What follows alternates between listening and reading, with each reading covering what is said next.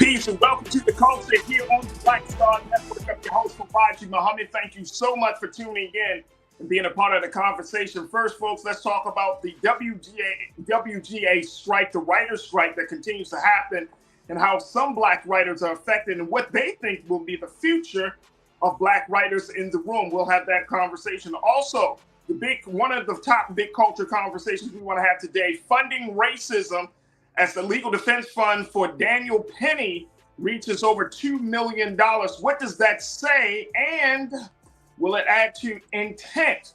I'm going to share with you some of the latest details around that. Also, another big culture convo is about Ja Morant, NBA superstar Ja Morant, as we check in with our guy, Scotty from Off Script TV, to talk to us about the latest with that. And I got some other stuff for you. So stay with us. It's all happening on today's edition of The Culture right here on the Black Star Network. Let's go.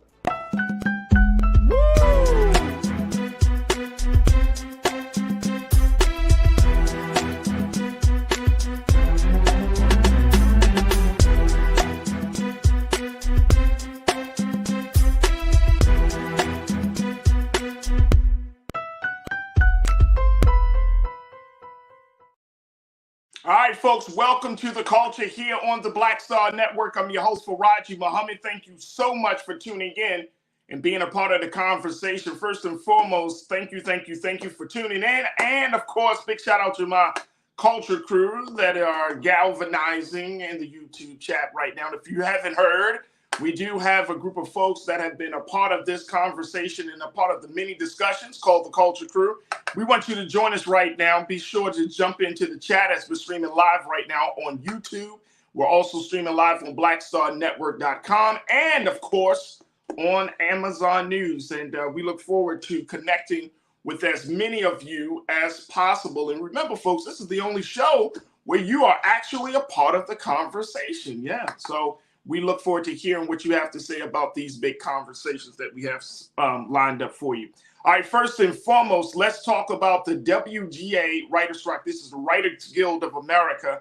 They're continuing to strike, and they stand on the principle that they need to be paid more. They need to get a bigger piece of the entertainment pie, and writers are not backing down, especially Black writers. I want to bring you up to speed on what I have read and what my conversation was around about Black writers being in the room. And when we talk about the room, we're talking about the writer's room. We're talking about that space where writers are creating the content.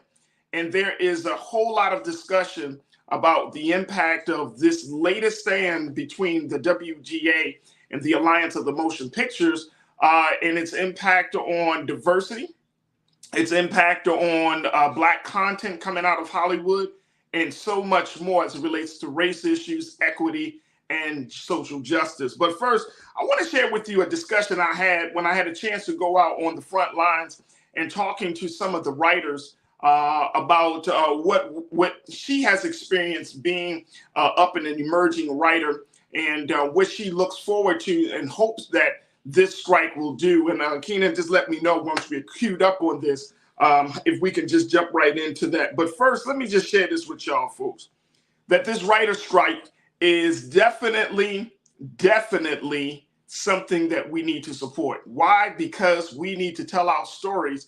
And if our stories aren't being told in the best way, if those who are telling the stories aren't getting paid to create the content, if those who are looking to tell the stories aren't being supported, then what's going to happen?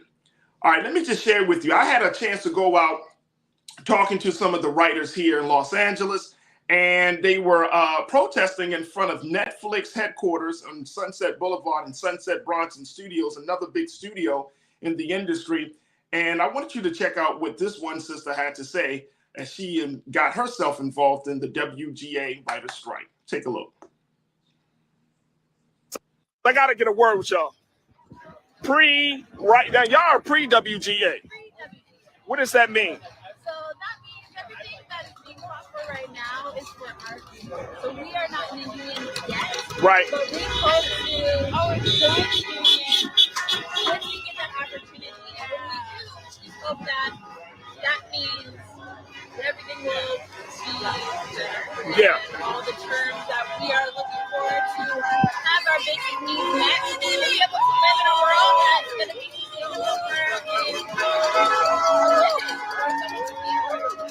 Right. So talk to us about, like, you know, with Black writers, a lot of people, the conversation is a little quiet. The conversation is a little quiet in terms of the impact that this will have on Black content, Black writers. Can you give us some insight about that? So I would love to. I could probably forward you some like numbers and some stats, but like I think the lowest rank of writers, staff writers, are African American. Don't hold any of the high titles of the writers' room, so executive producers, etc. So I was hearing a young lady speak about that who is in the WGA, so I'd love to forward that to you. No, that's definitely great. Her explanation of it, but there's also a chart statistics for it as well. And it's just sad because that's the world we're walking into. It is scary, but we have the world to change it. So I'm not afraid. I know that there's still more to go. We have a lot more cases to So, and it's, I don't know if a lot of people really know that the number of Black people at the table in the rooms is so small. It is. You know, that's something that I hope we change sooner rather than later, but I think it's a lot of marginalized communities that don't hold a good half of the room. Not, you know, we only have one space. It's like writers, but then also people of color. So right. There's just a lot of progress to be made. Not only just for songwriters, but allow them to run and create their own show. That's right. That is awesome. What's your name, sis? This is Brianna C. And what kind of writing? What's your genre? I love comedy, YA comedy, in all, you know, aspects of the word. So I'm hoping to reach the young audience and keep them entertained and put the medicine in the kids. That's what I'm talking about. Well, y'all in good spirits. We got some faces of color. A lot of people are wondering, like, yo, what's this going to do for Black writers? But you gave us a great, assessment of the situation. So thank you so much, sis. Hopefully this can get resolved for our best interest. Hopefully it can get resolved. We'll definitely be fighting for more spaces to be open, but it starts with the people coming into the spaces and vouching for each other, helping each other get through and opening those doors for one another, and then having our allies fight for us too. So yeah. It's not just us as Black people. We also have to have other ethnicities, races, etc. walks of life to fight for us as well. And talk to us very quickly. I was just thinking of this in terms of for the actors. How important is it for actors to be a part of this strike and this protest? So important. This is a community. If you know what it's like to be on set, it's not just the actors that make it. It's not just the directors that make it. It's not just the writers that make this happen. It is the whole entire team. So without scripts, we don't have movies, and without the movies, we don't have actors. Without the television shows that have been written by writers, we don't have the room for actors to be able to show off their talent. So we're all working together. This is a family. This is a team. This is a community. So anyone that's a part of the production phase, anyone that's part of the creation, then we need to all be out here together. That's what I'm talking about. Thank you so much, sis. Awesome, folks. Thank you. Look, that's just to let you know how serious this whole situation is. Again, folks, this is the WGA Writers Guild of America strike.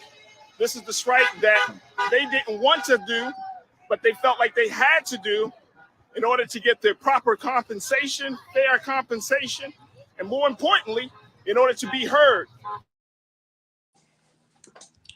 Yep. That was my sister Brianna, as you heard there. It was I went out there maybe about a week and a half ago. And when I had a chance to talk to her and some of the other writers, I talked to an actress as well, talking about the importance of this, how big this situation really is.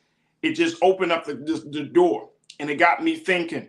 And one of the things that I want to share with you before we take our first pause, folks, is something as Sister Brianna was talking about, and I know that there was a lot of honking and everything, but this is the type of energy that we've been seeing here in Los Angeles around this writer strike, that if once they descend upon a corner in front of the building, they showed up.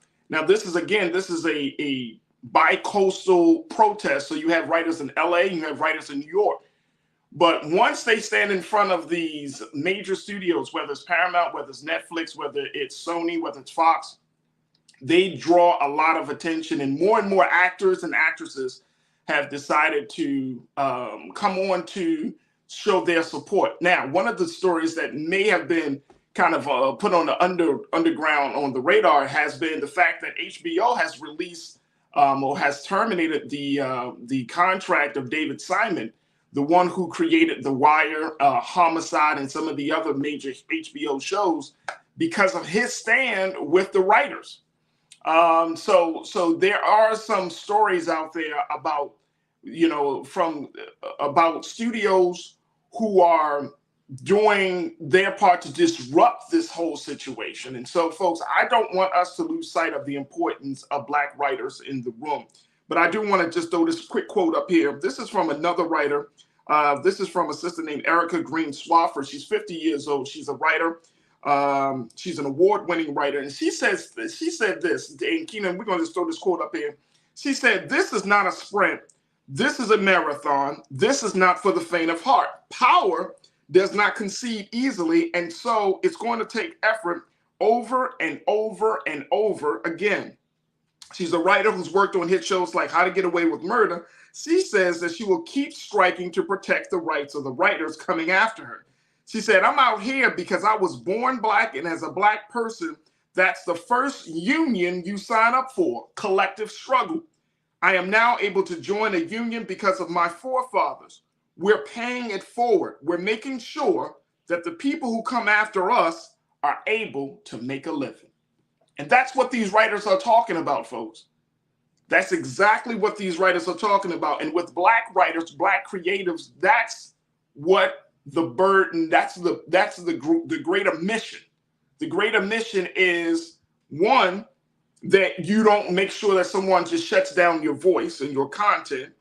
Two, that you recognize that you are a part of a union or collective struggle as a Black person. And three, that you pay it forward because someone led the way. Somebody blazed the trail for you to even be in the room. So you have to think about the folks coming behind you. You have to think about the next generation. So what Erica said is right on point, and I think it's a great wrap up to why it's important for us as consumers of media, as people who love to watch these shows, or people who love to make sure that our actors and actresses are not just, praised, but they are supported.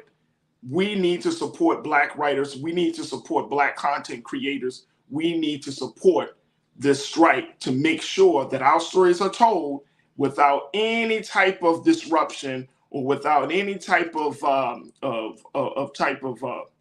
issues that the studios may present. This needs to happen. So big shout out to all of the writers who are striking here on The Culture. We stand in support of you, making sure that you get what's due to you. Because as these studios are making millions upon billions of dollars, writers are trying to figure out how to make ends meet. And that just isn't right. Just isn't right at all. All right, folks, we got to take a quick pause. When we come forward, let's continue the conversation. Let's talk about funding racism. This is one of our big culture convos. Has Daniel Perry, the man who has been charged with killing Jordan Neely, his legal defense fund, $2 million and still counting. Let's talk about that. Stay with me. It's The Culture here on the Black Star Network.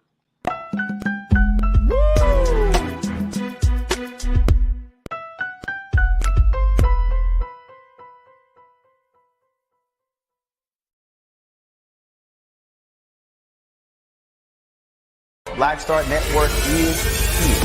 Oh, no punch! I'm real revolutionary right now. Thank you for being the voice of Black America. All momentum we have now, we have to keep this going. The video looks phenomenal. See, this difference between Black Star Network and Black-owned media and something like CNN. You can't be Black-owned media and be scared. It's time to be smart. Bring your eyeballs home. You dig?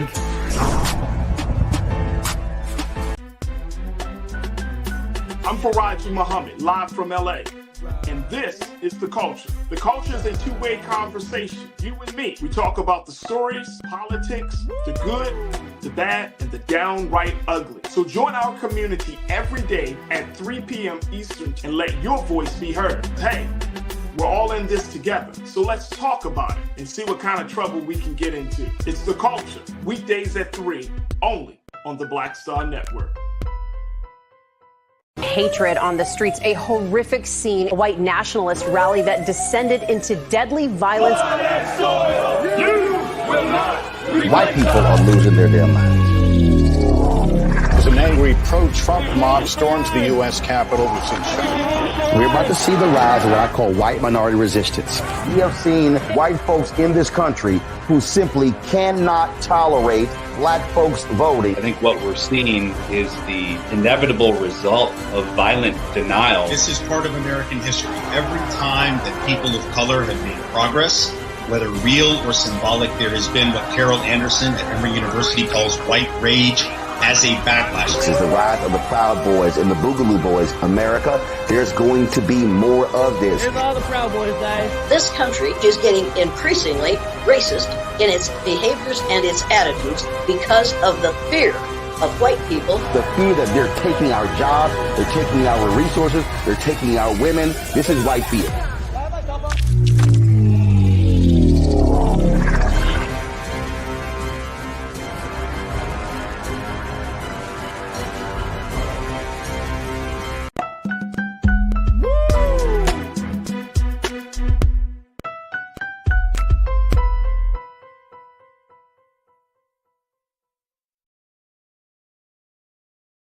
All right, folks, welcome back to The Culture here on the Black Star Network. I'm your host, Farajii Muhammad. Thank you so much for being a part of the discussion.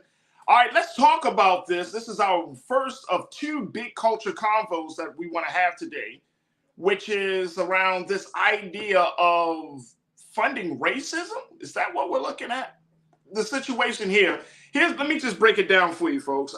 Daniel Penny, this is the 24-year-old white Marine vet who killed Jordan Neely while he was on the subway station last week on the beginning of May 1st, or the beginning of Mental Health Month. A black man dies, a black man who suffered from mental health. I want us to keep that in mind. So Mr. Penny decided to, quote unquote, give himself up, or whatever the case may be. He was charged with manslaughter because of intent. He had originally said when he was on the scene talking to police, he did not intend to kill Mr. Neely, but that happened. Even though if you put someone in a chokehold for a good period of time, they are going to lose air. And as the autopsy has revealed, it was because of the compression of the neck that had killed Brother Jordan Neely. And so we're at this place, and he's been charged, speaking of Daniel Penny, but there has been a campaign to raise money for his legal defense fund.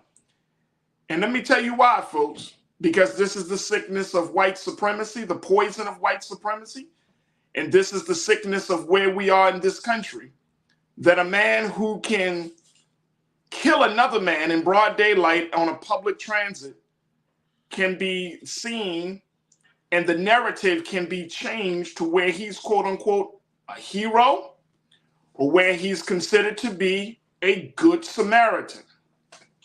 I can't make this stuff up, man. Can't make this stuff up. All right, let me just share with you, though, why it's important for us to understand the complexities of this case, because the situation that we're seeing with Mr. Penny is that he's in a position where he's gained the support of individuals like Governor Ron DeSantis of Florida. He's gaining the support of the conservatives of the GOP party, the Republican Party, and they are backing him. They are supporting him with this legal defense fund, raising money. So he's already raised $2 million for his defense fund, folks. This is the crazy part. He's already raised $2 million. And it's through it's set up through a self-described Christian crowdfunding site called Give, Send, Go that was also used to raise funds for those arrested in the January 6th attack on the Capitol, folks. He has become, now take a look at this. This is coming out of the New York Times here.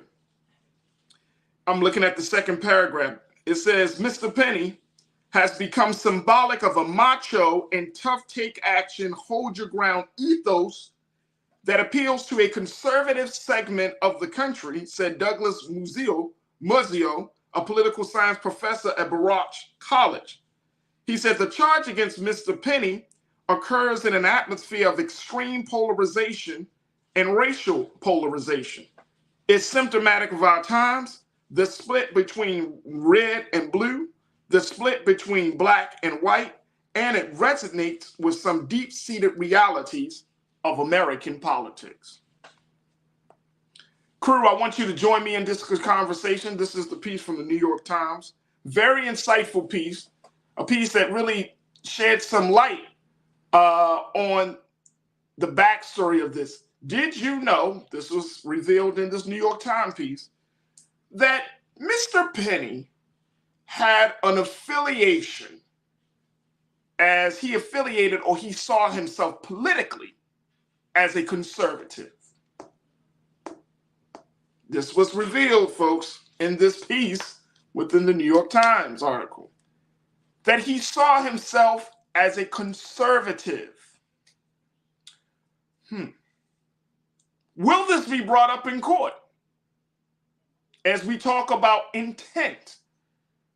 That this young man, 24 years old, may have been influenced by some of the ideology and the philosophy of the conservative movement in this country right now. Can or will that be a part of the conversation? I'm going to hold that question until tomorrow because I got to ask my sister Suzette Speaks, who's the lawyer. How far does that go? How much of an impact does that play? But I wanted to throw it out to us, Culture Crew. I wanted to throw it out to you to get your take on this because I think that plays a role.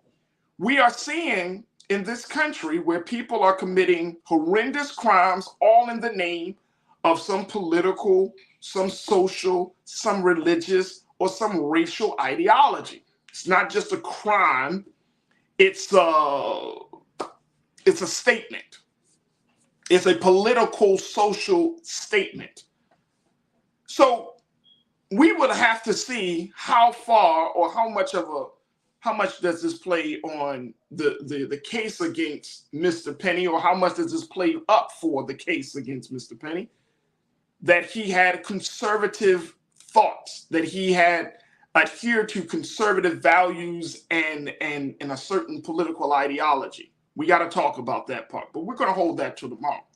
But the fact that you can raise $2 million and then try to change the narrative saying that he was a hero and a good Samaritan. We're going to take, I want to share something with you, then crew, I want to get your thoughts on this.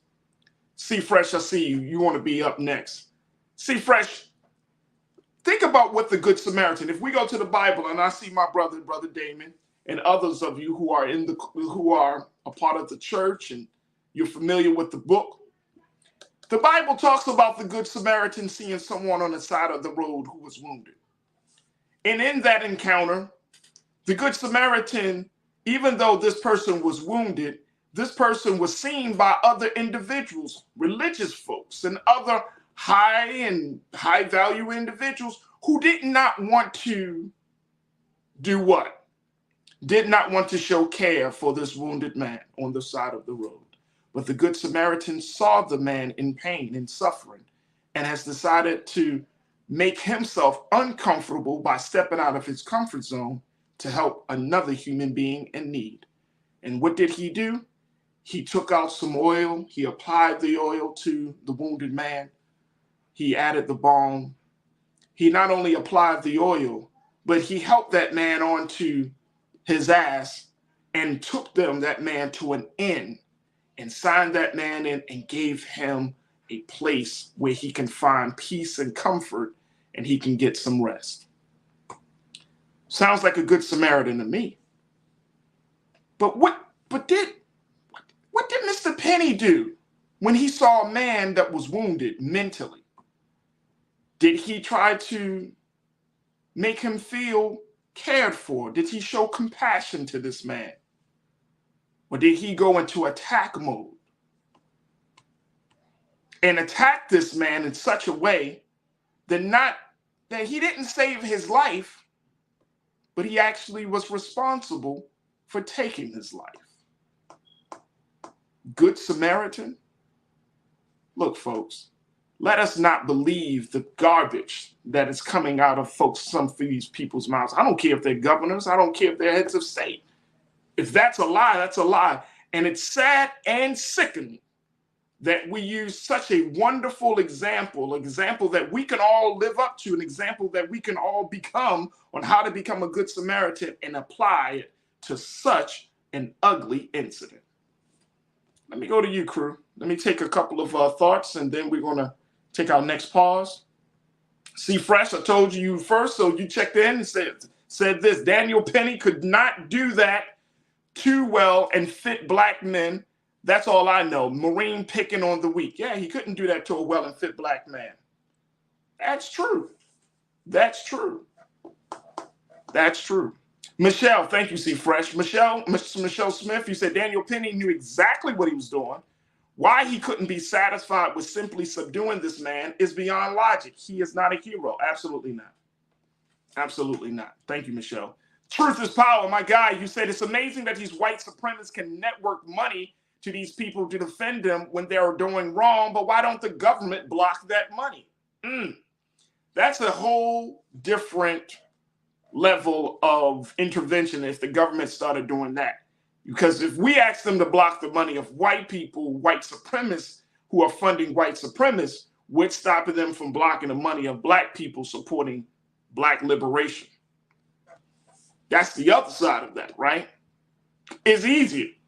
They will certainly lay the case, truth is power. You know it. They will lay the case saying, oh, no, you can't support any type of black liberation struggle. Tiana said, good Samaritans don't put folks in chokeholds. No, ma'am. Amen. Amen. And I think that is part of the problem. There's no good Samaritan. They're trying to reshape this conversation as if Daniel Penny was saving, and I forgot who said this, we thank him for saving those who were on the train. Were those on the train truly being threatened by Jordan Neely? Look, I got to take a quick pause. When we come forward, more of your thoughts around this. So we talk about the legal defense fund of Daniel Penny, the killer of Jordan Neely. $2 million has already been raised for the legal work for Mr. Penny. And it opens up the conversation about where we are with this state of being in America and where we are with funding racism. Stay with me. The conversation continues here on The Culture on the Black Star Network.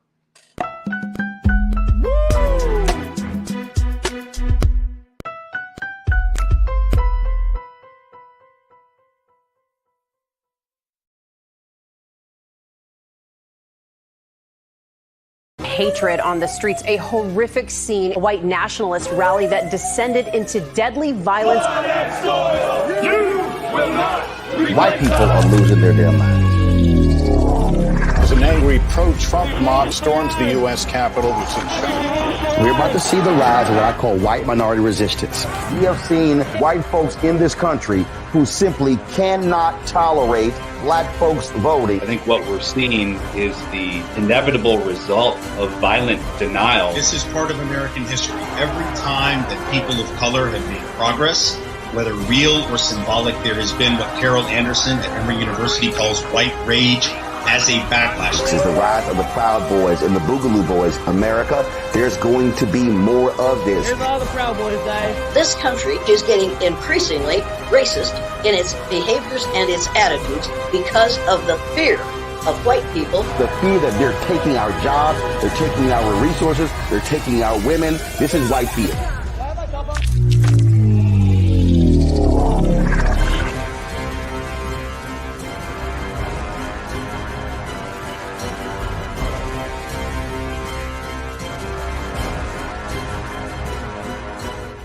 Black Star Network is here. Oh, no punch! I'm real revolutionary right now. Thank you for being the voice of Black America. All momentum we have now, we have to keep this going. The video looks phenomenal. See, there's a difference between Black Star Network and black-owned media and something like CNN. You can't be black-owned media and be scared. It's time to be smart. Bring your eyeballs home. You dig?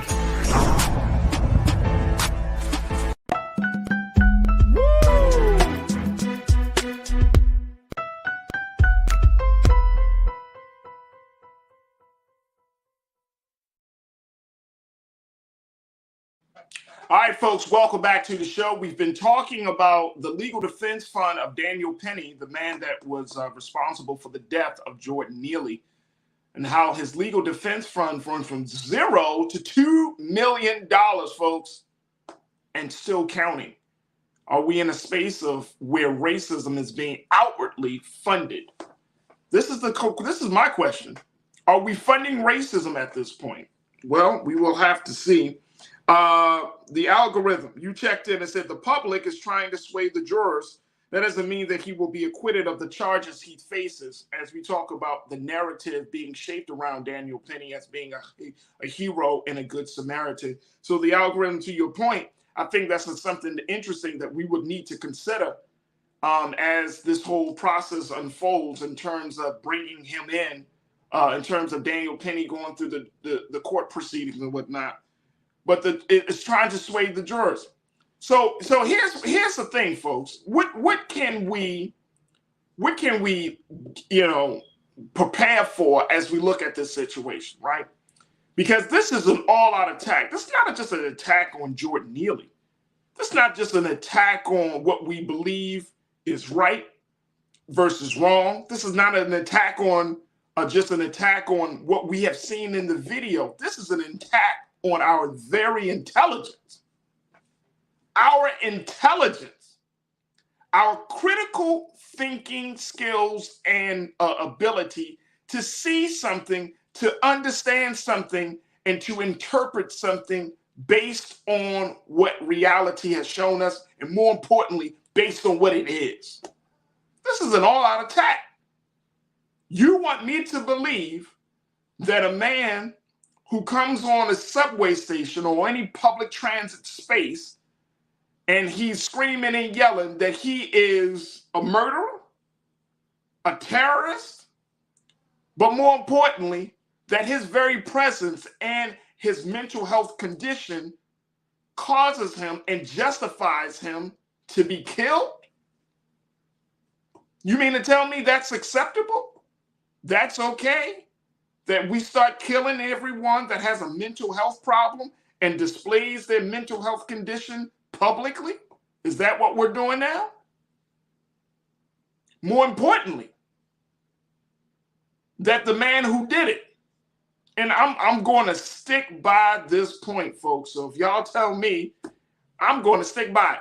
This man's head, why is he a Marine vet?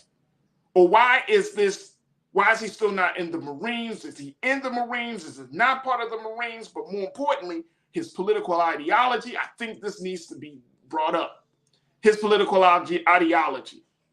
And the sad part about it, folks, the sad part about it is that this is not the first time that we've seen major conservatives come out and speak for people who just outwardly kill our people. As if, and I saw one of our, another comment talking about what Dr. Carr always say, talking about his hunting season for black folks. The same thing was done for Kyle Rittenhouse when he was shooting protesters at the Black Lives Matter movement. The same thing was said about Dylan Roof when he killed 9 of our people down in South Carolina. That there was this like, oh, well, he was fighting for his rights. Standing up. This is serious.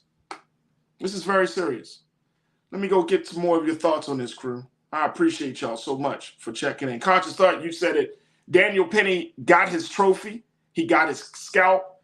Daniel Penny got his black bull kill, as Dr. Carr is always saying.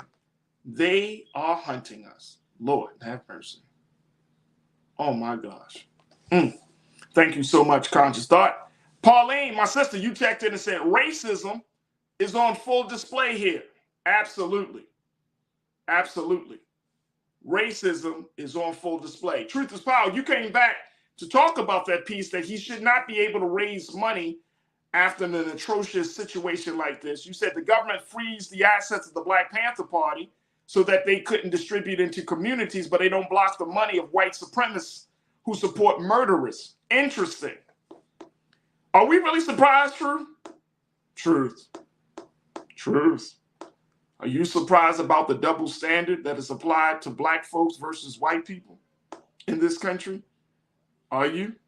Because I'm not. If we're surprised about that, folks, then we got a long way to go to step up to where we are right now. If you're surprised about the double standard, then you can't even get fully into the game, or you can't get onto the battlefield. If you're surprised by the double standard, let's get out of the surprise stage of the double standard. Let's get out of that. Let's stop saying, "Oh my gosh, how can this be?" As if America, unfortunately, hasn't shown us time and time again where she stands on the preservation of Black life in this country. So I'm not surprised about that. That's right. Right. It's not interesting. It's called double standard. It's called being biased. It's called being racist. It's not interesting. It just is what it is. And so now that we know that this happens time and time again, let's get out the surprise stage. Let's get into a better place. Let's start saying, okay, how do we respond? Because they're going to go by the same playbook. This is not race baiting. This is not hate mongering. This is none of that talk. We're looking at simple facts here, folks. We're looking at simple facts. And we can't talk about, oh, this is not quote unquote racial, because it really is. It's racial. And more importantly, what has taken this thing up to the next level is that people are supporting a man who killed another man instead of demonizing him, instead of shunning him or shaming him, instead of saying, you know what, it wasn't right what he did.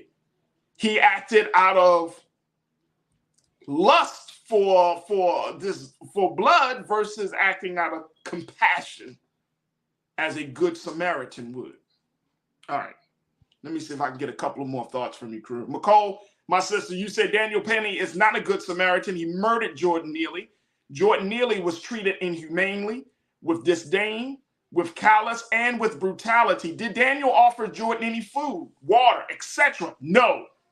Come on, there it is right there. There it is right there. McCall, you hit the nail on the head, sis. Did he offer him anything that would help that man to get calm, to be at peace with the situation? No, he didn't. There was no water. He just assumed. Now, this is the other part of the conversation. What happened that has led up to Daniel Penny's arm being wrapped around Jordan Neely's neck? What happened in the moments up to? Did Jordan say something to Daniel Penny? Did Daniel Penny say something to Jordan Neely? What happened? And then, well, not only did it happen, you mean to tell me as a trained Marine, see, Fresh, I saw you making a point saying that this is not how we handle situations. You know that your training can lead to life or death. So you mean to tell me as a trained Marine that you don't have the skill, you don't have the capacity, you don't have the competency to determine, okay, this man is mental health. Instead of me going full blown all in, I'm going to take him down as if he's wielding a gun. I should handle the situation. You mean to tell me they don't teach you how to do that in the Marine Corps? How to think through a situation that could potentially get violent, but they don't teach you that? Hard for me to believe. Or is it because your thoughts, you were already wrapped up into your own madness, emotionally, mentally, you feeding off of some ideology that's gotten you looking at people strangely, as if every Black person that comes across you is a problem, is the problem, is the source of the country's discontent. Come on, man. Come on, man. Let's talk about this. All right, let me get a couple of people. C-Fresh, you checked back in and said, I don't care what you do, you're not a vet at 24 years old in your career. And C-Fresh, that's was something I was thinking to myself. We kept saying vet, vet, vet. I'm like, dude, how did you complete? Didn't you just join the Marines? So did you get kicked out? Was a dishonorable discharge? Like, how are you at vet status at 24 years old? Did you join at 18? And then some unknown questions. What was, and I feel like a lot of this stuff is going to come forward, folks. I feel like a lot of, like they said, the New York Times piece said that he has an affiliation to conservatism. A lot of people didn't think. Now we're starting to see the pieces of this man's life. More importantly, we're starting to see the pieces of his psyche that led him to that very, very unfortunate, horrific, and fatal encounter with Jordan Neely. Look, I got to take a quick pause. We will continue to keep you posted on the situation, as you know we will. And more importantly, we're going to continue to have this conversation. But I will have a conversation tomorrow with my sister Suzette Speaks to ask about how much legally does a person's ideology, their views, their political and social views play on intent. Can that be used as part of the case to state a person's intent? I don't know, but I want to talk to her as an attorney. So we'll have that part of the discussion tomorrow. But stay with us, folks. We're going to switch gears. Let's talk about decision-making. The next conversation is about an NBA superstar, Ja Morant. And will he be able to recover from this poor decision-making of brandishing a gun on video again? Folks, stay with me. We're going to check in with my guy, Scotty from Off Script TV. And, of course, continue the conversation with you. You're tuned into The Culture here on the Black Star Network.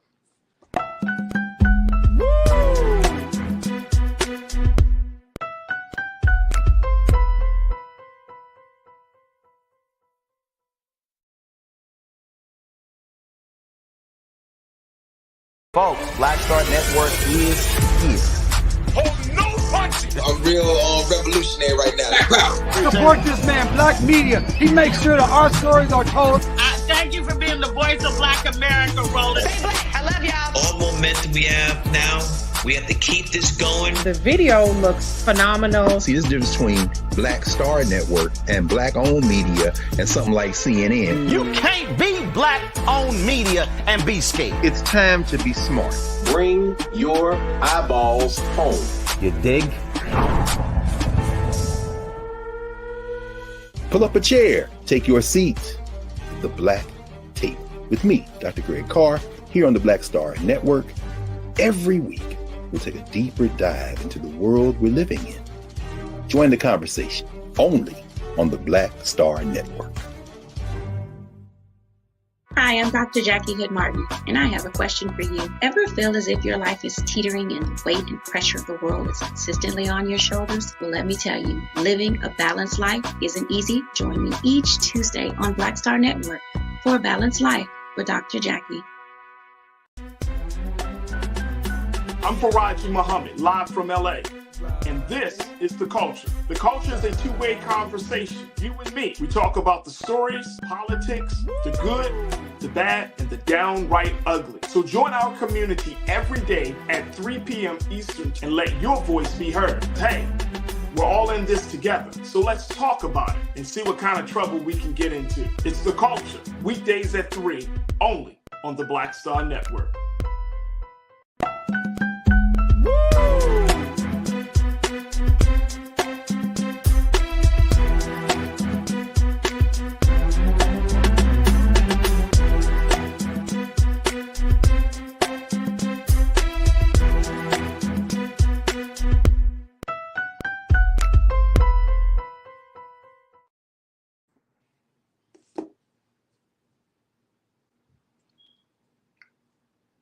All right, folks, welcome back to The Culture here on the Black Star Network. I'm your host, Farajii Muhammad. Thank you so much for tuning in and being prepared to join us in this conversation. Make sure that you do your due diligence. Go to blackstarnetwork.com.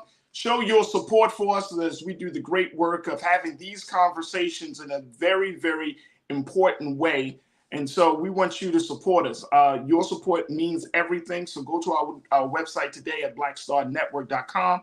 blackstarnetwork.com. Download the app for free on all of your devices. Share the content. Follow us on social media. And, of course, continue to tune in as we are doing the great work of putting out quality programming around the issues facing Black America. All right, folks, we wanted to talk of something else. This is our second big culture convo for today, which is around decision-making coming from NBA superstar Ja Morant of the Grizzlies.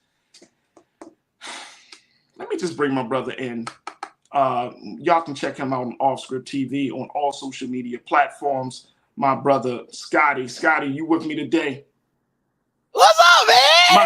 My guy. Long I time. always, hey, Scotty, you don't know, but I love talking to you, bro. You gonna keep it real. Hey, man, and even though the last time, you know what I mean, you pulled up the old tape of me, you chopped it up. At first I thought it was Keenan, but the Keenan's like, man, I had no idea he was doing that. So I'm gonna say I apologize to Keenan, and I'm gonna get the mad face for Scott. Man, I was like, man, I said Farajii ain't hit me on IG. I said, my man's still mad at me. No, I ain't never mad at you, bro. Look. There's only a few black men in the game. That's fair. That's fair. Right, now, if you're Jason Whitlock. All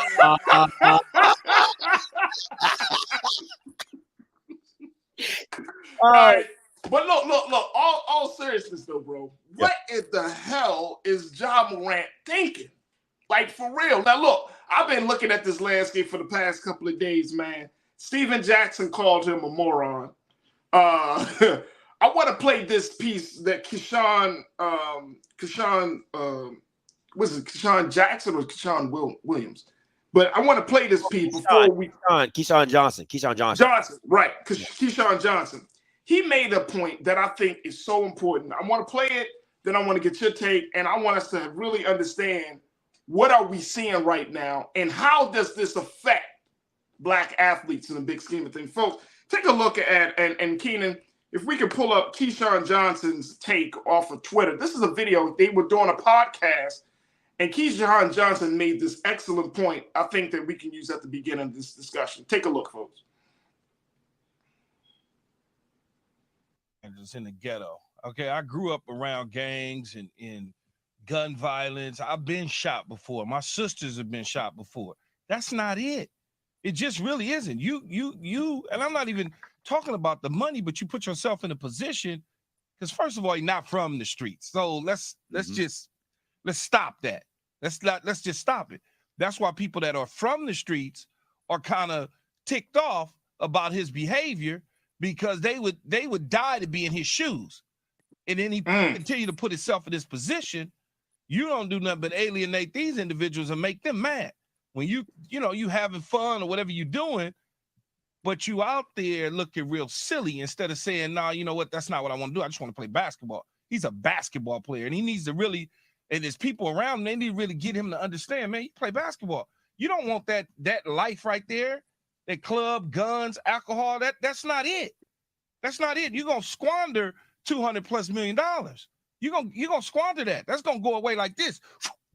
Nobody comes back from that. These dudes in these streets that's playing, they playing for keeps. Okay?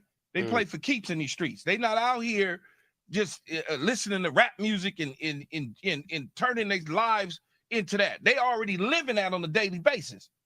I've been there. I've been in the streets. I know what it's like. That ain't it, man. It's just not. It's no, I'm good. That's what it is.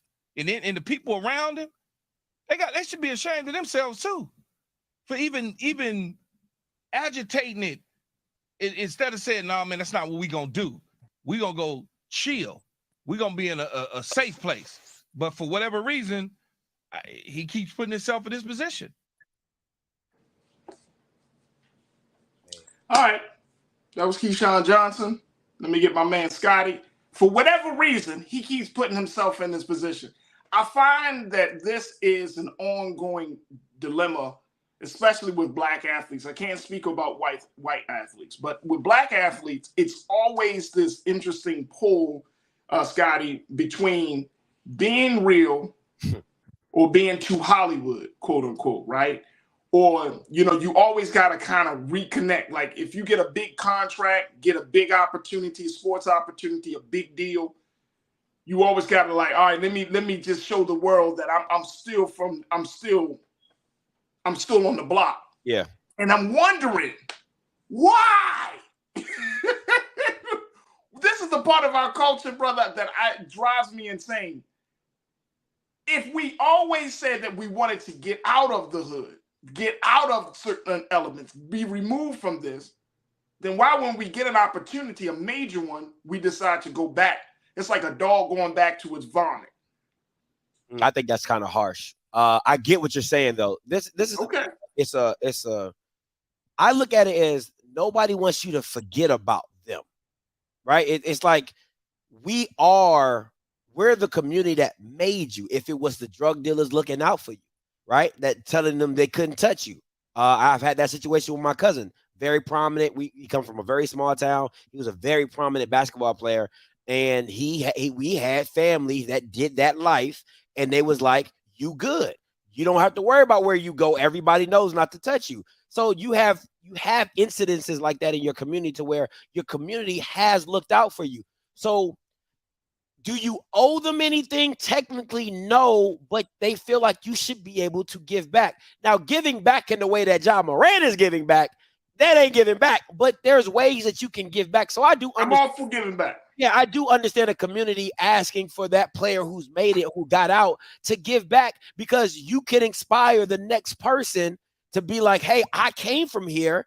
Right. I'm here. You don't have to be a basketball player, but you can you can get out of the situation. So I do understand a community looking for that in that sense.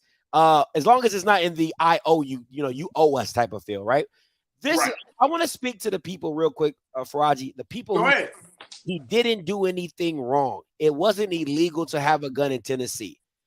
You are the problem, okay? Because you don't understand working for a private entity. That don't matter. It is about the representation of what you are to that company. So said doctor, lawyer on this channel right now, if you're a prominent head of surgeon and you get on Twitter and say something bad about Jewish people or something bad about another race or culture or something about the alphabet gang, right? And it gets back to your employer, you're fired. It's simple. Do you have the freedom of speech? You absolutely do. But that does not negate the fact you work for a private entity. If you don't, you are in control by somebody. If you're not the CEO, if you can be fired, you don't own it.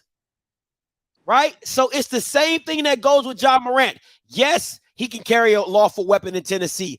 Yes, he can have the gun on his lap and show it, whatever. He can do it on IG, but it's not the representation of the Grizzlies that they want to see that. And when white people start losing money, Bama start losing.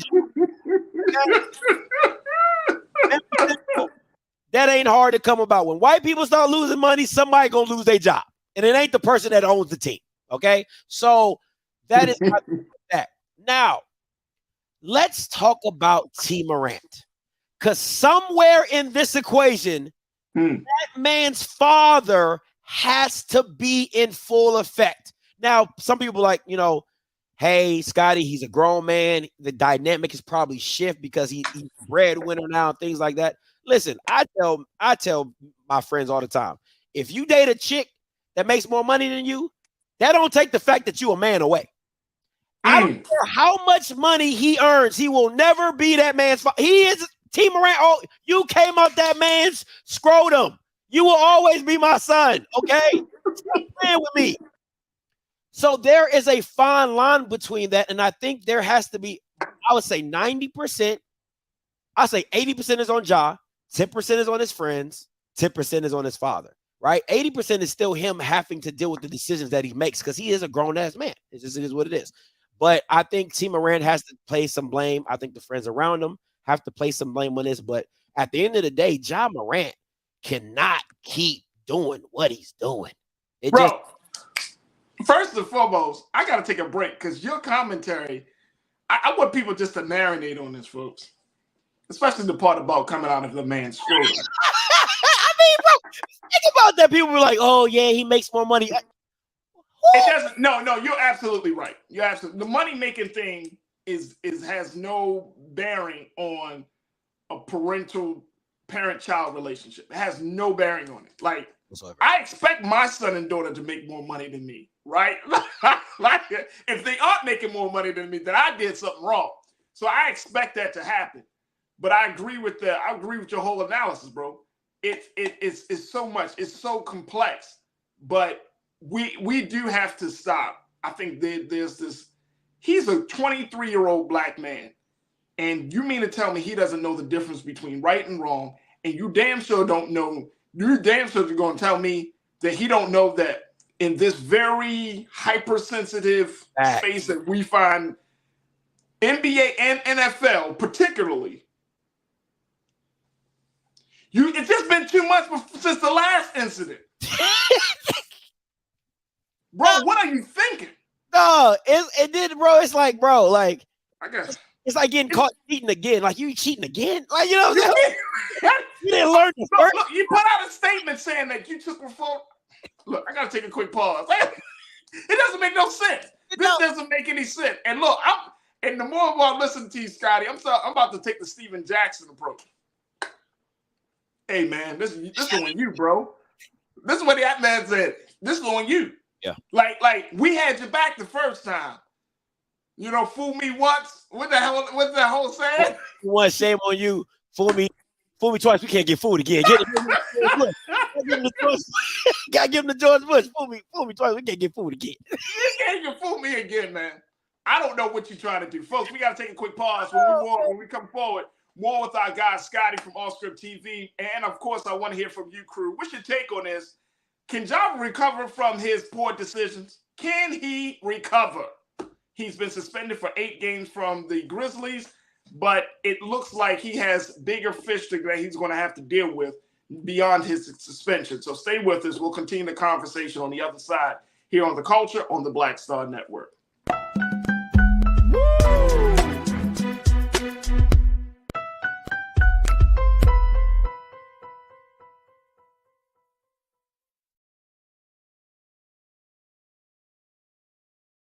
I'm Deborah Owens, America's Wealth Coach, and my new show, Get Wealthy, focuses on the things that your financial advisor and bank isn't telling you, but you absolutely need to know.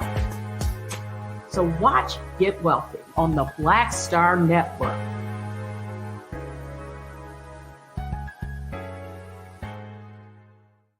Black Star Network is here. Oh, no punch! I'm real revolutionary right now. Thank you for being the voice of Black America. All momentum we have now, we have to keep this going. The video looks phenomenal. See, there's a difference between Black Star Network and black-owned media and something like CNN. You can't be black-owned media and be scared. It's time to be smart. Bring your eyeballs home. You dig?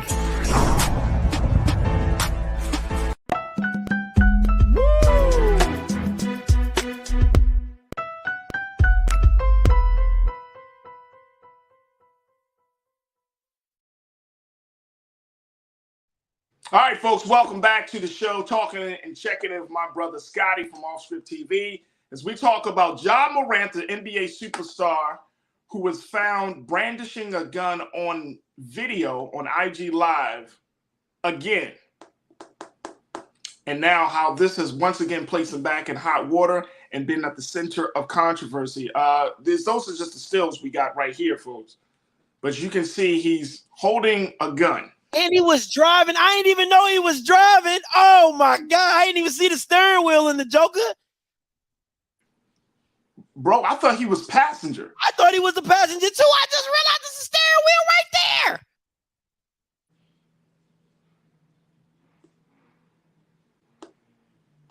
Crazy. Scotty, something got to be done. Is that red flag? Red flag, bro. Red flag, bro. No, I'm serious. And this. I mean, look, folks, I don't want y'all to understand the attitude that I have, and I can't speak for my brother Scotty here, but we're not laughing at this dude, but it is like, what are you doing? I mean, the man's contract, how much is that man's contract, Scotty? Over 200 million? 200 mil. And so he just signed this contract, if I'm not mistaken, correct? Yeah, he missed out on the Supermax because he didn't make an all NBA team because of the suspension and everything like that. I think they would have added like another 40 or 50 million to it. But he's still walking away with it. He still signed a $200 million contract. Yeah, he still signed a $200 million contract. So it don't have nothing to do with money. Nah, I mean, listen, you know, everybody knows NBA contracts are guaranteed, but they do have moral clauses. And, you know, conduct detrimental. Listen, I'm going to keep it a buck with you. It's either one of two things. You either got to hit rock bottom. He going to have to hit. Like my fiance's mom, she says, you don't think fat meat is greasy. You know what I'm saying? That's a black mama saying. Everybody got their own black mama saying. Like, Ja Morant is in that boat right now. Like, you got to hit your head to really understand what position you're in, because the thing about it is, just like Keyshawn Johnson said, everybody wants to be you, and you want to be the little people. I thought, hey, Scotty, you and me starting to think alike, and that's a problem. But here's the thing, brother. That's exactly what I thought when Keyshawn Johnson said that. That as much as you broke it down, the community protects its prized asset, right? Especially if you come out of a small town. But even if you come out of some of these major cities, whatever neighborhood you come out, you protect that prized asset. But at the end of the day, at the root of it all, folks want to be in your position. Absolutely. If they had the chance, if the drug dealer, the pimp, the hustler, the prostitute, whoever that is in the community suffering, if they were given the opportunity to live a better life, what do you think they're going to do? Nobody's going to say, nah, man, keep me in a decrepit, wretched state of mind. No, I love it here. No, if they had the opportunity, they would jump into it with both feet and all arms into it. Absolutely. I agree with you wholeheartedly. I mean, that's anybody. Shoot, I'm not even in the decrepit situation. I'll switch with him tomorrow. You know what I'm saying? Like, gun charge and all. I'll be like, I'll get right. You know what I'm saying? I get right. But I don't understand it, brother. So let's go to what some of the crew members are saying, because folks are just checking in. Official Sanika, you said Ja is guilty of stupidity. He knows what kind of contract he signed. The NBA has a code of conduct. Plus, whatever he signed from the last time, he stupidly got caught on camera with a gun. Is it his friends? Because I've been seeing all this conversation that he needs to change his friends. I think Roland even mentioned that when he tweeted out his disdain for the whole situation. Is it his friends? You know what? I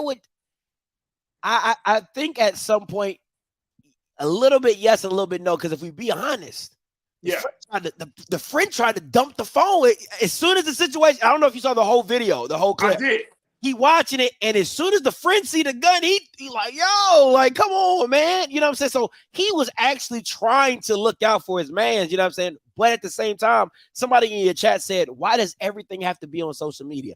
Like, Jesus Christ, man. Sometimes just keep some stuff to yourself. And I think that's the issue, because Shannon Sharp said it. He said, bro, you don't have to be on IG stunting, I'm with Ja Morant. You with Ja Morant. That's your man's. Why you got to prove to 100 people that that's your man's? That's like me and you. We hanging. We go out to eat, Farajii. I'm in LA. Yo, look, I'm with Farajii. I didn't see us all the time together. Like, oh, man, that's just my guy.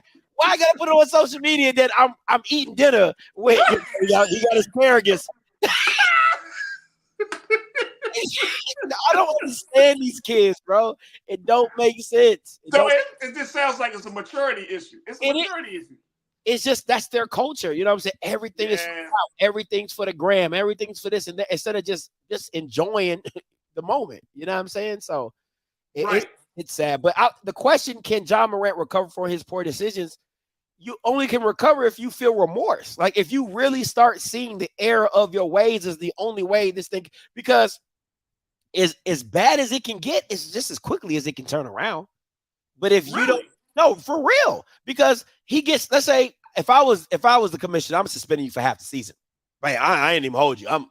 I'm suspending you for half the season. You would have, wait, whoa, hold on. Now we got two things we got to talk about here. You say you would suspend him for half the season? Absolutely. I would suspend him for half of the upcoming season. I'm not even playing with you. Not playing no game. Wow. If Gilbert Arenas got 50 games when he had the gun inside the locker room, and this is your second offense of learning, you know what I'm saying? The first one, the Grizzlies kind of slapped you on the wrist. Oh no, now I got to make an example out of you, because now I got to stop other players for thinking that's okay as well, right?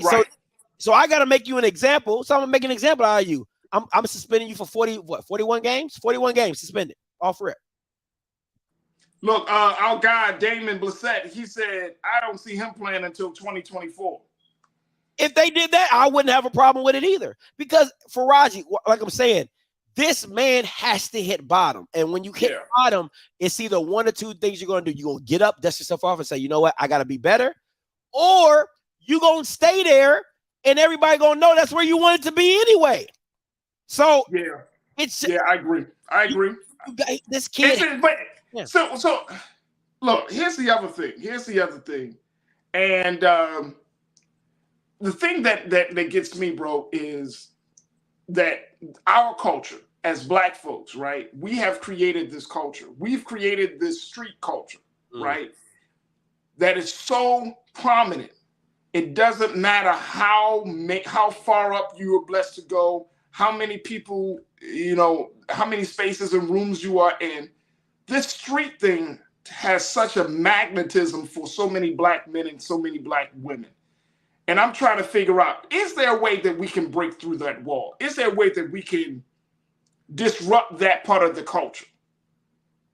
That's tough. That's I know. And look, I know. Hey, I know. I'm from Baltimore, so the street culture is everything. The street credibility is everything. But I'm wondering, like, and I know that so many of us, we struggle with that, especially those of us who are in spaces of media, spaces of arts and entertainment, spaces of business. But like, the higher up we go, it's always we always feel compelled to remind people, like, look, man, don't let the suit and tie fool you. I can still get down with you. Yeah. I'm never too far removed. And I'm never too far removed. And I'm not saying that we should be far removed, because there's a way to recognize where you come from without allowing that to just totally disrupt any type of future activities or any type of future things that you got planned. There's a healthier way to do it. And I'm wondering, why aren't we having enough conversations about the healthier way? Like, is it because that we just love, and I'm just saying, because of the condition that we find ourselves in as Black folks, that we have been made to love the worst instead of being open our eyes to something, a better and a different alternative? I think when it's tough to get out of a street culture, when sometimes it raised you. Sometimes it is the morals and values that have dictated your path to wherever you might lead. Like, so you could be a smart, you learn your street smarts, common sense, all that type of stuff. I think it's hard to just say how to break away from street culture, because I think the streets never, if you're from the streets and if you've lived that life, I don't think that's something you can ever just, to me, it's kind of like PTSD, but people don't recognize it as the same, right? So like, when people go out, I'm a former military member, when people go on deployment and come back, there are certain things that they just cannot unsee. There are certain things that as an experience, you can just not unexperience, you know what I'm saying? And I think the streets are the same way. They are PTSD. So I think there's a lot of ways to move through it healthy, but you have to be able to accept that. And two, you have to see that you're flawed.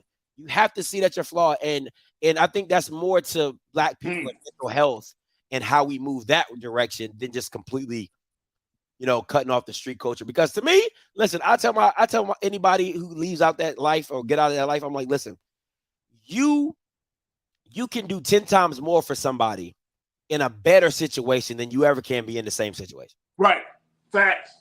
Because let's be honest, and let's keep it a buck. Black people only respect status, right? Black people respect the shiny object. And I'm gonna give you a good example. When you start your first business and you like, hey, I really like you support. Oh, okay. You come back, you in a Benz, you come back, you in a Range, you come back in something real nice. Oh, you still doing that business thing? That's right. Oh, man, that's nice. It's going real well. Oh, now you want to listen. Now you want to listen to my financial advice. Now you want to listen to investment and reading and mental preparation and all that type of stuff. Now you want, when I was telling you when I was on my way up, you didn't want to hear me. Now I'm at the top. Now you want to. Now you all. It's just the culture, and you have to understand. That's why I say, Ja Morant is going to. He could be 10 times more helpful being a great basketball player and going back to the community than he could ever be trying to hug. Right. I love that, bro. I absolutely love it. Laurie Parks checked in and said exactly 100 fact point, talking about the point you just made. That's very true. Now, if with this 200 million, because you said it has this moral clause, does that mean that it's in danger of being changed? Would he still, because this is his second offense, he's a superstar. He's one of the young up and coming, the fresh faces for the league. And I didn't know this one. He met with the commissioner face to face. Listen. So can they take that off the table? Can they be yeah. Listen. I'm about to say. I knew that in the back of my head, Scotty, but I just wanted us to say it out loud, because sometimes some of us may think, oh, it's guaranteed that the money is his. No, absolutely not. There's always a moral clause contract that they can void. It's called voiding that contract, so it no longer makes it guaranteed. Now, my thing is this, right? Once again, when people from the Caucasus Mountains lose money, right? They gonna get that money back some way, somehow. So he gonna have to start coming off some ducats. Okay, hey, listen, it was real nice, all that funny, Memphis, this, all that. Okay, I need some of that money back. Okay, I'm gonna you made us lose some sponsors. I'm gonna need some money back. So I wouldn't be surprised if they suspend him, because remember, a suspension is a negative action. So if they suspend him, that could void the contract possibly. But more times not, it's the moral clause that violates the contract, and you got to give that money up. We're going to take a quick pause. When we come forward, let's talk about real quick, Scotty, how this is going to impact the next generation coming up behind Ja. You know what I'm saying? What does that mean? What do we need to prepare these younger athletes, younger basketball players and football players? I want to stay in those two spaces as we had that part of the conversation. Folks, stay with us. More with my man Scotty from Off Script TV, more with you, our culture crew, and a whole lot more coming up at you here on The Culture on the Black Star Network.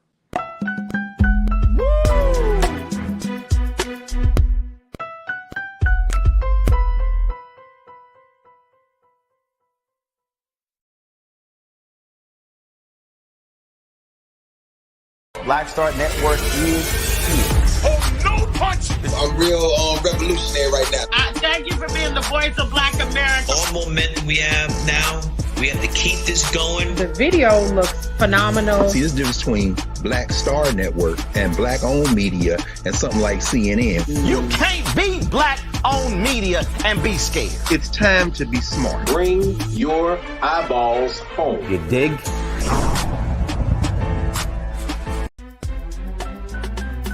I'm Farajii Muhammad, live from LA. And this is The Culture. The Culture is a two-way conversation. You and me. We talk about the stories, politics, the good, the bad, and the downright ugly. So join our community every day at 3 p.m. Eastern and let your voice be heard. Hey, we're all in this together. So let's talk about it and see what kind of trouble we can get into. It's The Culture. Weekdays at 3, only on the Black Star Network. Hatred on the streets, a horrific scene, a white nationalist rally that descended into deadly violence. White people are losing their damn minds. There's an angry angry pro-Trump mob stormed the U.S. Capitol.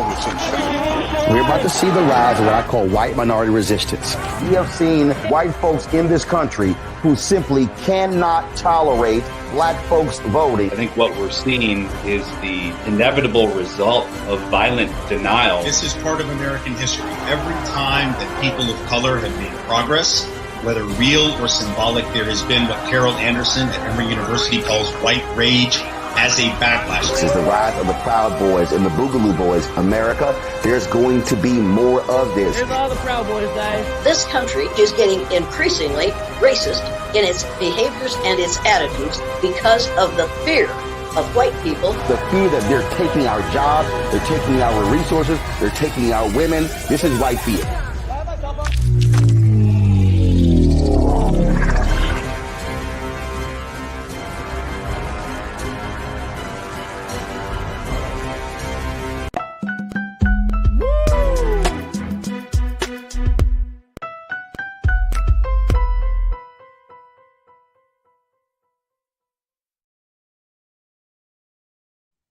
All right, folks, welcome back to the show. We've been talking about the trials and tribulations of Ja Morant as he has been suspended again for brandishing a weapon on social media. And I'm asking the question, can he recover? Can he recover from his poor decisions? I've been checking in with my brother Scotty from Off Script TV. Scotty said, yep, he can still bounce back from this.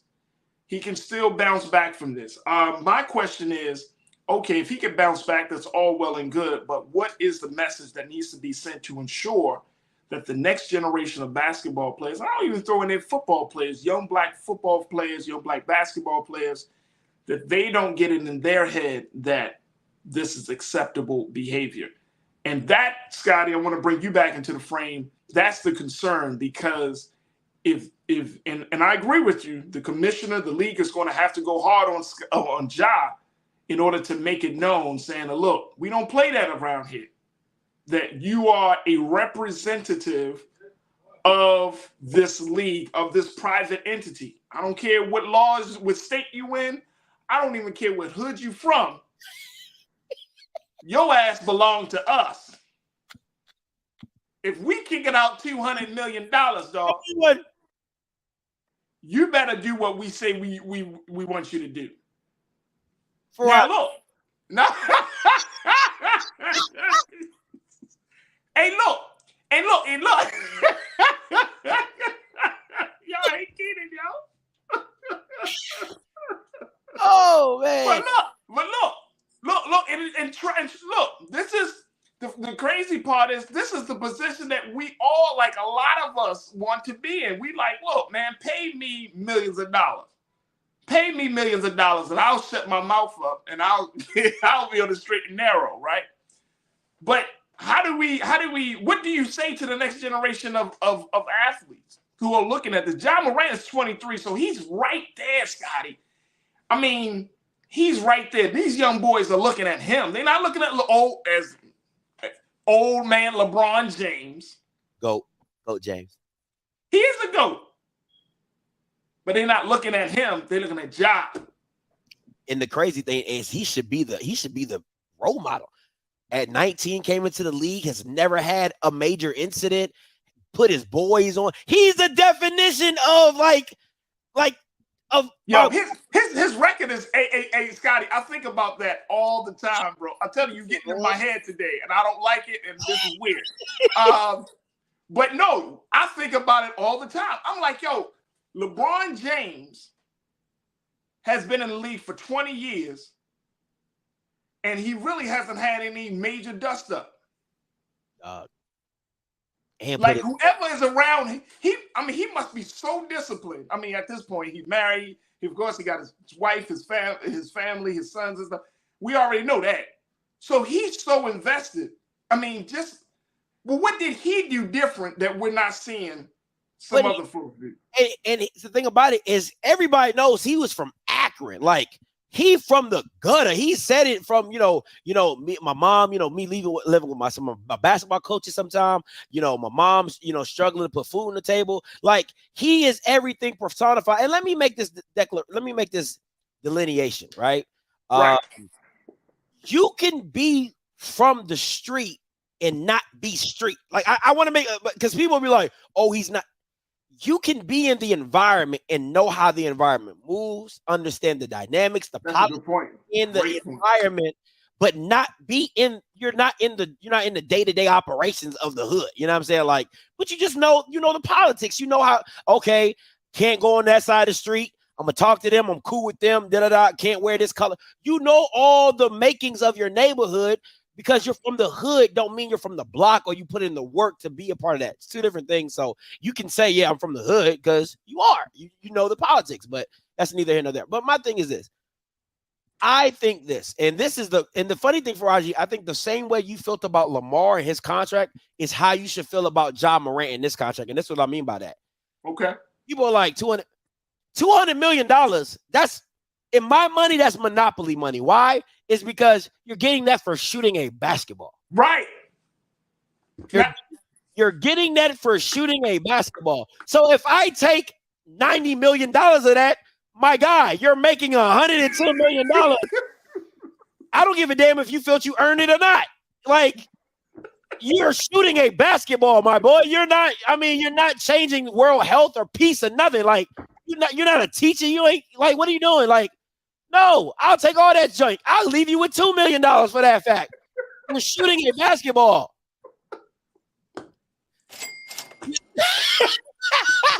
Like, give me all of that. So I don't feel sorry for anybody dumb enough to jeopardize that type of money.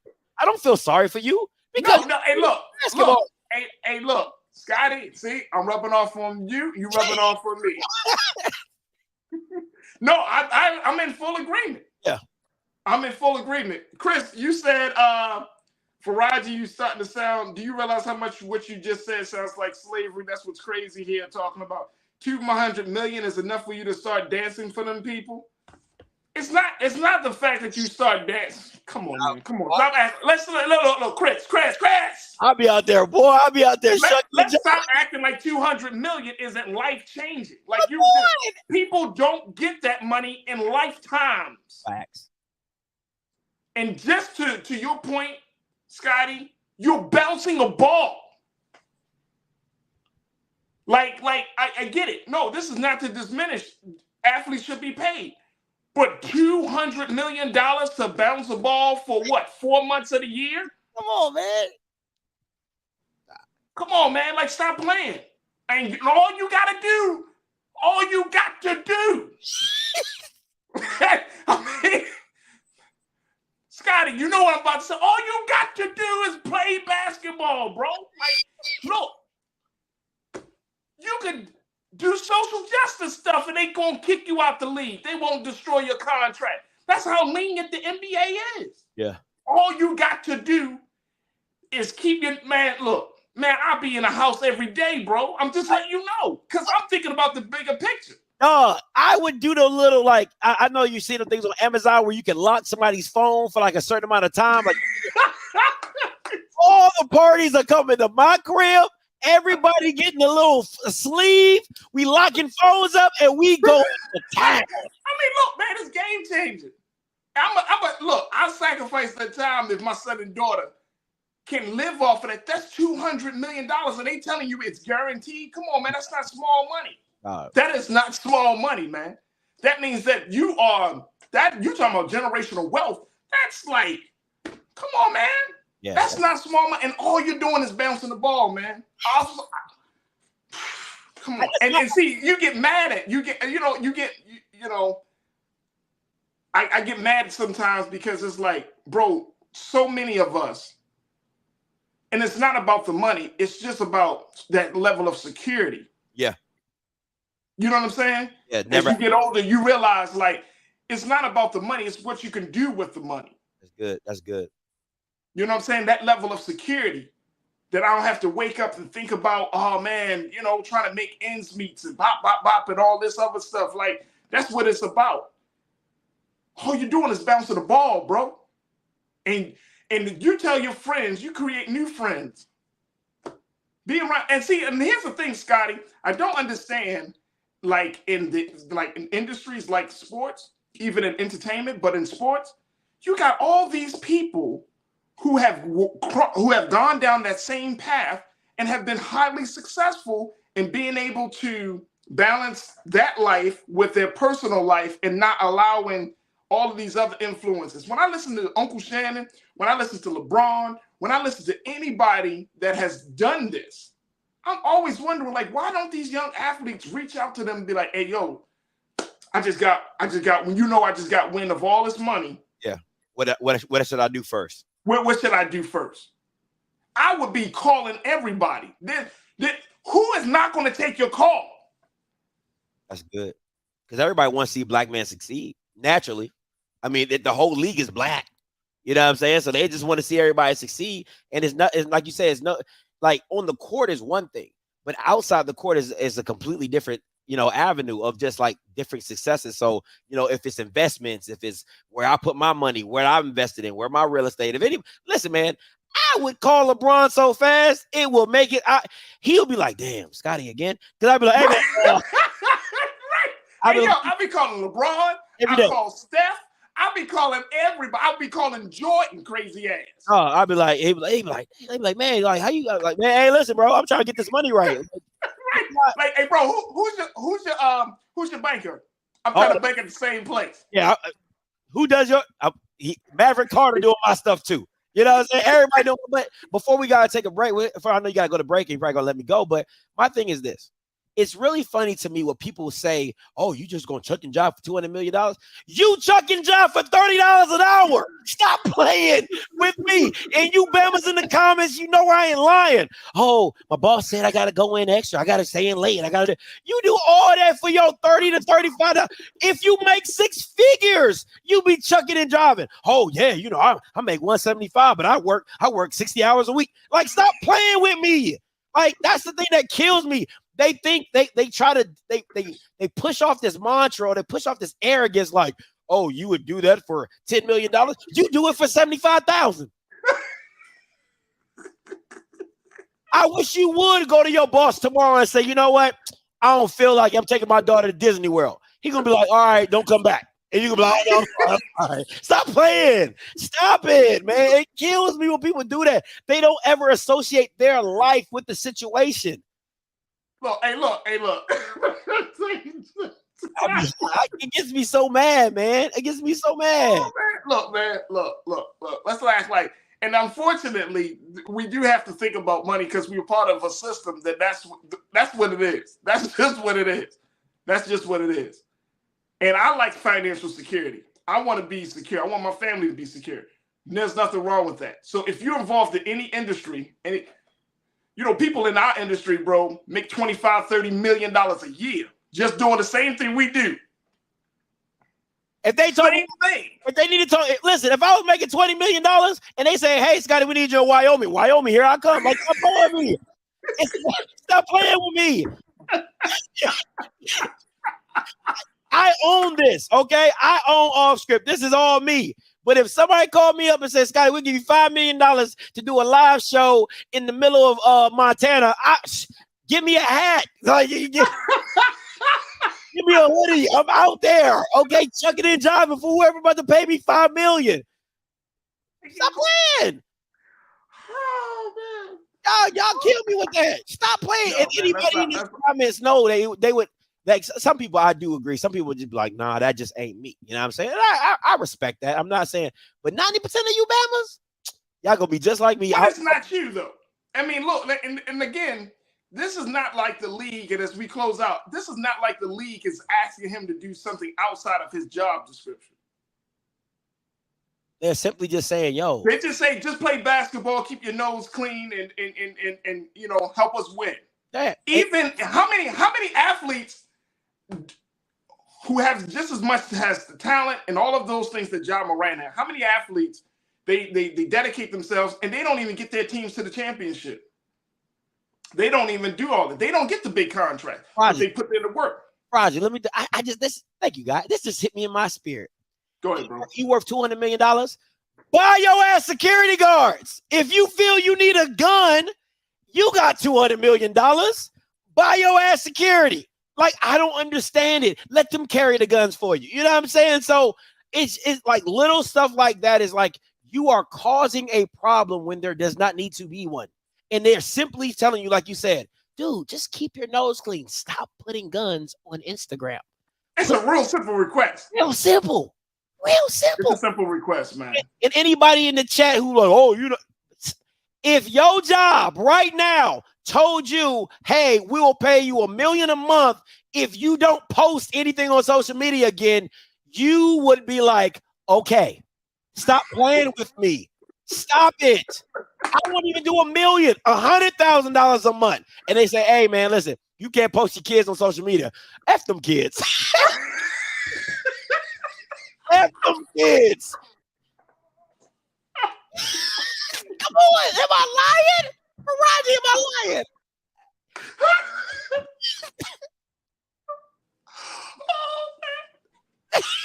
Bro, am I lying? No. Okay, then. No, you're not lying. F them kids. I ain't like them anyway. I'm sorry. All right, I gotta go on break. I gotta go. I'm sorry. I apologize. Oh boy. What kids? I don't have any children. I got 3 babies running. $100,000 a month. What children? Never heard of them. Never. Come on, nothing man. coming out of this scrotum. All right, my man Scott from Austin TV. Scotty, how can people check out your show, bro? Oh, YouTube. Y'all can catch me on YouTube. Thank you, Keaton. Catch me on YouTube, Oscar TV, man. Listen, bring it. This is me. This is me, man. Just me. I love it. My guy Scotty, man, one of the best sports contributors and analysts in the game. I'm telling y'all, he's the voice of the game of sports, man. I'm telling you, he's the future.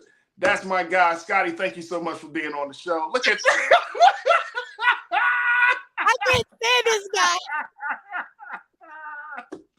Oh boy. All right. I gotta take a quick pause before we get back. Some final thoughts. Stay with me. It's the culture of the Black Star Network.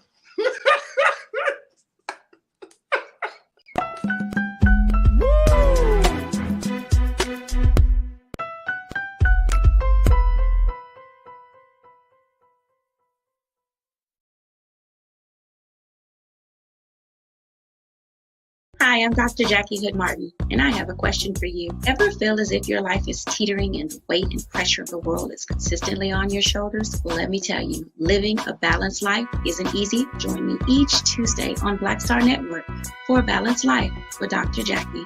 We'll laugh together, cry together, pull ourselves together, and cheer each other on. So join me for new shows each Tuesday on Black Star Network, A Balanced Life with Dr. Jackie.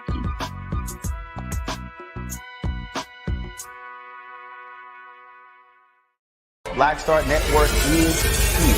Oh, no punch! I'm real revolutionary right now. Thank you for being the voice of Black America. All momentum we have now, we have to keep this going. The video looks phenomenal. See, there's a difference between Black Star Network and black-owned media and something like CNN. You can't be black-owned media and be scared. It's time to be smart. Bring your eyeballs home. You dig?